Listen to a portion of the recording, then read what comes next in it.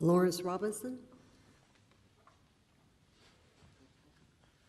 Well, good morning, and thank you for hearing from all of us, and thank you for those of you who have joined us on a decision that I think puts us on one of two different trails in this city.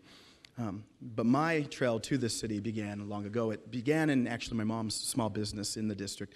She opened up a daycare center in Phoenix, probably something she couldn't do in most places in this nation.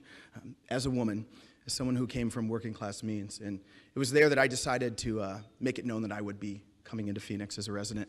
Her water broke 30, almost 40 years ago, really, and it was there in her small business that I was raised.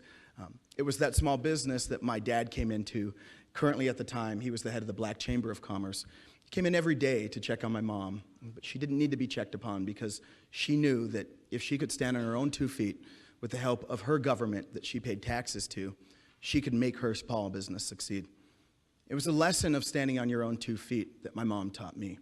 It was a lesson I would need for so many years because as the black kid who was too light for some and too dark for others, who would later come out as a proud LGBT citizen, who would be someone who wanted to succeed in the city that he came into those years before, I recognized that all I had was those 2 feet to stand on. But I had the city as well. I had a park system, a library system.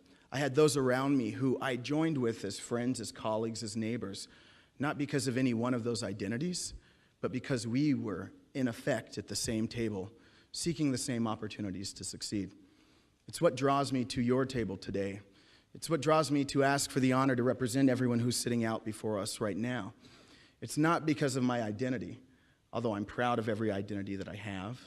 It's not because I bring forward the voices that have not been represented or that I fight for on a daily basis as a elected and non-paid school board member for the Roosevelt District. It's because of those voices that I think need to be at the table. You see, people talked about our community being poor. People talked about all of the needs and the deficits. I want to talk to you about those resources. Michelle Campuzano is a teacher of 6 years in the Roosevelt District. This year she rises on the ballot to ask for the support of our city to be a school board member. Single mother, special needs kid, white woman, she calls herself, who was raised in the hood of South Phoenix, who's putting all of that aside to fight for the one thing that matters, and it's our kids in South Phoenix. It's my friend Jason, who lives on the northern part of our district, in the block here in Garfield that probably 1 or 2 years ago we wouldn't have recognized, that now has many restaurants and shops, but 1 or 2 years ago only had the house that he now currently is renovating with the help of the city, that his dad had all but torn apart as a former drug addict. Now that house is renovated, that roof is strong over his head, and Jason lives in a block that represents the future of our city. It's the fact that my mom's dreams or Jason's of being a homeowner or mine as bringing those voices to the table can only happen in a place like ours. That's why so many of us came to Phoenix. It's why when we parse out who should be here, what identity, whose seat this is, should they run to keep it or not, doesn't matter. What matters is that all of these people who come together under the one banner as Phoenicians get the best possible leader to move forward. I've worked on the 11th floor trying to serve the needs of our homeless, our veterans, our women and small business owners. I think back to my grandmother, who was the first African-American female judge, Miss Judge Jean Williams, and how she would be proud of a Mayor Williams and a Chief of Police Williams, but how she would want to make sure that we save that seat for the next Williams, the next Robinson, the next person that can move together as a city to succeed. It's about roads, it's about water, it's about infrastructure. It's about the things that we don't see underneath this City Hall chamber that serve the platform and the foundation for us to continue to rise forward together. And the fact is as the drama of all of these decisions subside, our residents deserve the best possible person from day one who will walk up and take the oath in our new City Hall building that wasn't there just a few days before. My grandma used to walk me by the Orpheum when homeless had to reside in it. She walked me by Hanny's, which is a restaurant today that one day before I would not have been able to shop in as a person of color. But when walking by those relics and memorials, we have to think what we're walking toward together. And we didn't march up Central Avenue for a King holiday, so many of us in here, to not demand that the resources flow back down Central Avenue into our district tomorrow. And that has no color on those opportunities. It has no identity. That seat doesn't belong to anyone, but the person who occupies it must fight for everyone. They must fight in the most bland sense. They must fight for the resources and opportunities that you'll never see, but that grant us the opportunity that my mom gave us, that my grandmother had, and that I'm asking to give me today so I can represent all of those opportunities moving forward. Thank you. Councilwoman?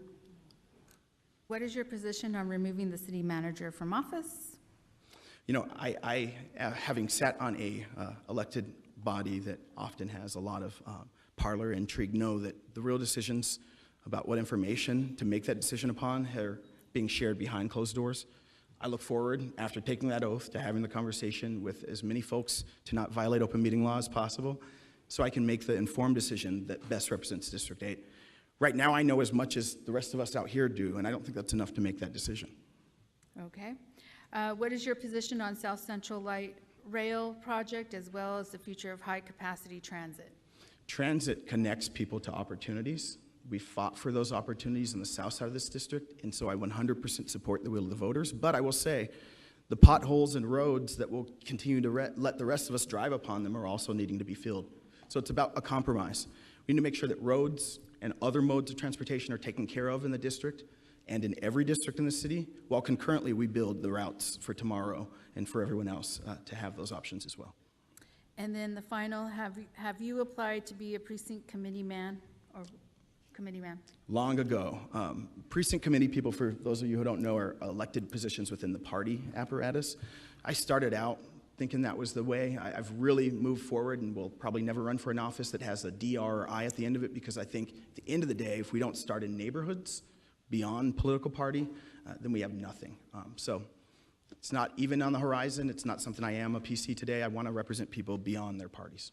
Thank you. Thank you. Thank you.